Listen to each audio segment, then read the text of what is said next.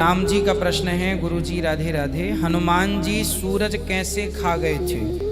उनका तापमान तो बहुत होता है, हनुमान जी सूरज कैसे खा गए?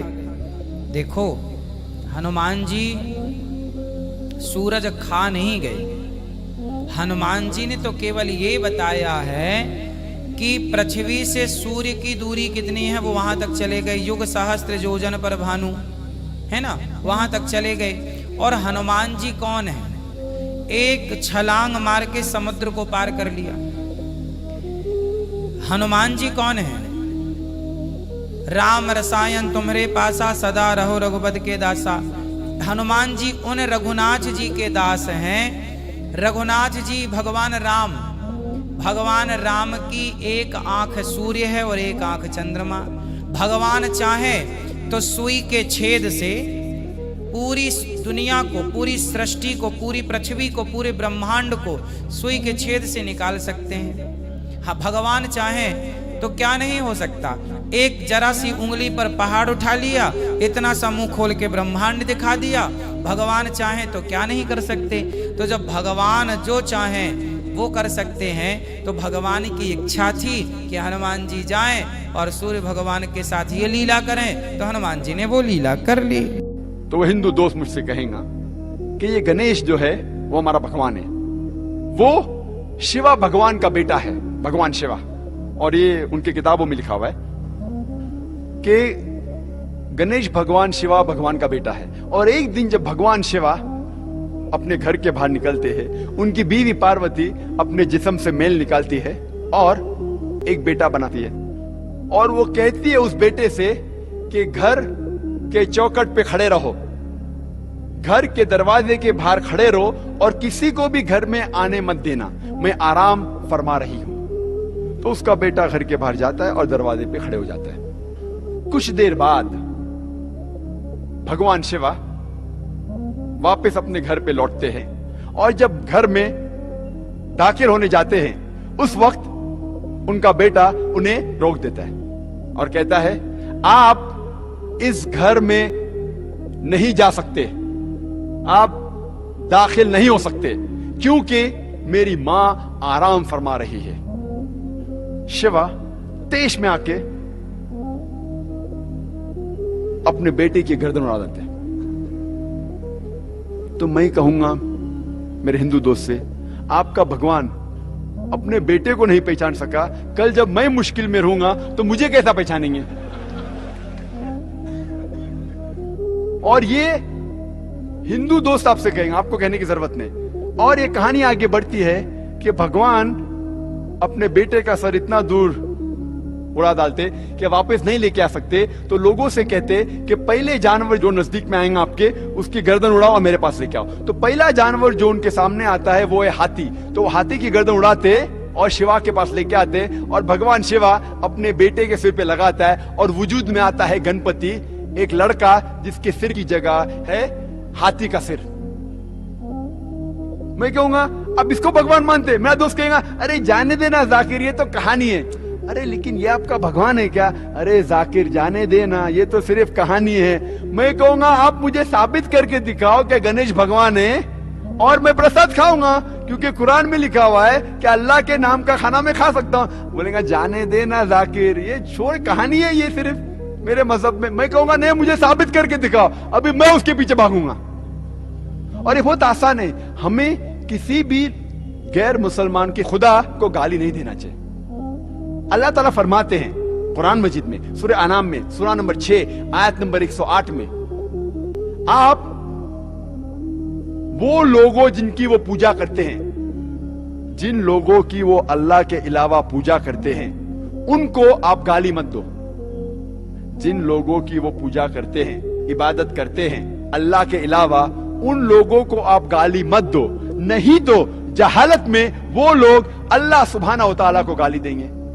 तो हमें गैर मुसलमानों के भगवान को गाली देना हराम है। तो हमें कुछ नहीं कहना चाहिए, सिर्फ पूछना चाहिए ये कौन है, और वो हिंदू या वो गैर मुसलमान अपने आप अपना काम करेगा। आपको उन्हें बुरा भला नहीं कहना चाहिए, इस्लाम में इजाजत नहीं है। लेकिन ये तो पूछ सकते कौन है ये, आपका गणेश कौन है? आपका भगवान कौन है? मुंह तो खोलो। हम मुंह खोलने से डरते हैं। और मैं जिस शहर में से आ रहा हूं, बंबई, आपको शायद पता होगा उसकी फिजा कैसी है। पर अल्हम्दुलिल्लाह सुम्मा अल्हम्दुलिल्लाह, ये गैर मुसलमान मेरी और इज्जत करते हैं। ये गैर मुसलमान जब मैं जाता हूं मेरी और इज्जत करते हैं। जब मैं जाऊंगा एयरपोर्ट के थ्रू, देखिए ओ जाकिर साहब आए, वो इमीडिएटली ग्रीन चैनल के थ्रू जाने देंगे। जब मैं जाता हूं दुकान पे डिस्काउंट देते, कुछ लोग फ्री भी देते। अल्लाह की बात करने से किससे डरना? हक की बात करने से क्यों डरना? जब हम पढ़ते हैं उपनिषद, जो एक अहम हिंदू मजहब की किताब है, छंदोग्य उपनिषद में लिखा है, चैप्टर नंबर 6 सेक्शन नंबर 2 श्लोक नंबर 1 में, एकम एविदित्यम, खुदा एक है, उसके अलावा कोई नहीं है। लिखा है श्वेताश्वेतार उपनिषद में चैप्टर नंबर 6 श्लोक नंबर 9 में, नाचस्य कसिज जनिता न चदीपा, उस ईश्वर का कोई भी वालिदैन नहीं है, कोई भी रब नहीं है। उस ईश्वर का कोई भी वालिद नहीं, कोई भी वालदा नहीं। उस ईश्वर का उससे ऊपर कोई नहीं है। लिखा है श्वेताश्वेतार उपनिषद में चैप्टर नंबर 4 श्लोक नंबर 19 में, न तस्य प्रतिमा अस्ति, उस ईश्वर की कोई प्रतिमा नहीं। प्रतिमा एक संस्कृत लफ्ज है जिसके मानी है अक्स, फोटोग्राफ, पेंटिंग, पिक्चर, स्कल्पचर, मूर्ति, स्टैच्यू। लिखा है श्वेताश्वेतार उपनिषद में अध्याय नंबर 4 श्लोका नंबर 19 में, न तस्य प्रतिमा अस्ति, उस ईश्वर, उस भगवान की कोई प्रतिमा नहीं, कोई अक्स नहीं, कोई फोटोग्राफ नहीं, कोई पेंटिंग नहीं, कोई पिक्चर नहीं, कोई मूर्ति नहीं, कोई स्कल्पचर नहीं। सबसे ज्यादा हिंदू मजहब में पढ़ी जाने वाली किताब है भगवत गीता। भगवत गीता में लिखा है अध्याय नंबर 7 में श्लोका नंबर 20 में कि all those whose intelligence has stolen by material desires, they worship demigods। जो पैसे के पीछे भागता है, जो दुनियावी चीज के पीछे भागता है, वो गलत खुदा, गलत ईश्वर की इबादत करता है। और कई जगह तफसीर में लिखा है, इसके मानी ये भी होता है कि ये लोग जो पैसे और दुनियावी चीज के पीछे भागते हैं, वो मूर्ति की इबादत करते हैं। हिंदू मजहब में सबसे ऊंची किताब, सबसे पाक किताब है वेद। वेद में लिखा है यजुर्वेद अध्याय नंबर 32 मंत्र नंबर 3 में, न तस्य प्रतिमा अस्ति, उस ईश्वर, उस भगवान की कोई प्रतिमा नहीं, कोई पेंटिंग नहीं, कोई पिक्चर नहीं, कोई पोर्ट्रेट नहीं, कोई मूर्ति नहीं, कोई स्टैच्यू नहीं, कोई स्कल्पचर नहीं।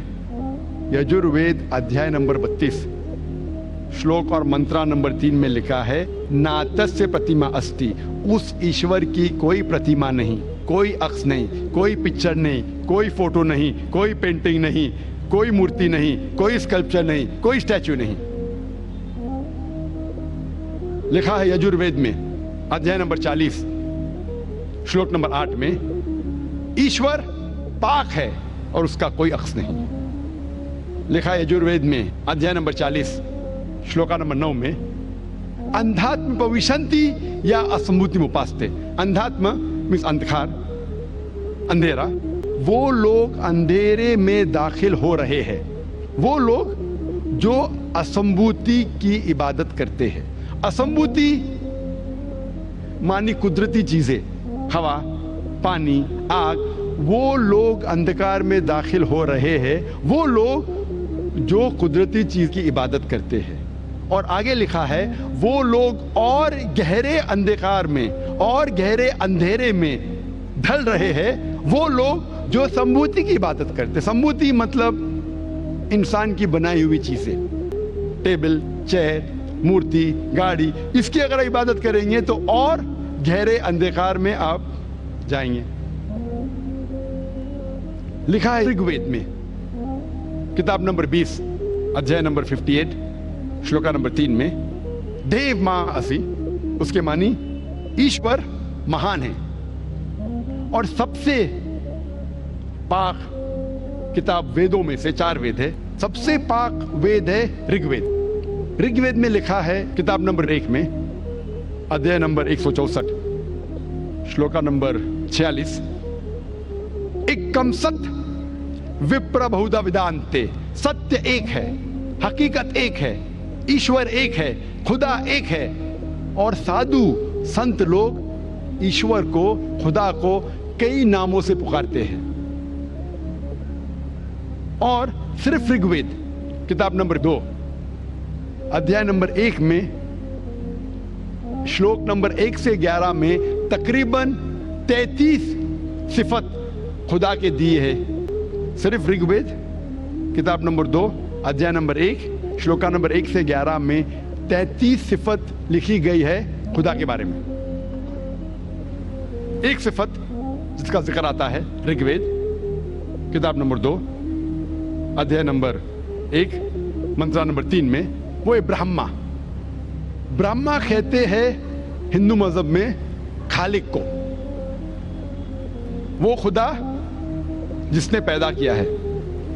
हम मुसलमान को कोई गिला शिकवा नहीं अगर कोई कहता है कि खुदा खालिक है, या खुदा बनाने वाला है, या खुदा क्रिएटर है, या खुदा ब्रह्मा है। लेकिन अगर कोई शख्स ये कहता है कि ब्रह्मा वो खुदा है जिसके 4 सिर है, हम मुसलमान इस पे एतराज देते हैं, क्योंकि आप अपनी किताब श्वेताश्वेतर उपनिषद अध्याय नंबर 4 श्लोका नंबर 19 के खिलाफ जा रहे हैं, जिसमें लिखा है ना तस्य प्रतिमा अस्ति। उस ईश्वर की कोई प्रतिमा नहीं, कोई अक्ष नहीं, कोई पिक्चर नहीं, कोई पेंटिंग नहीं, कोई मूर्ति नहीं, कोई स्कल्प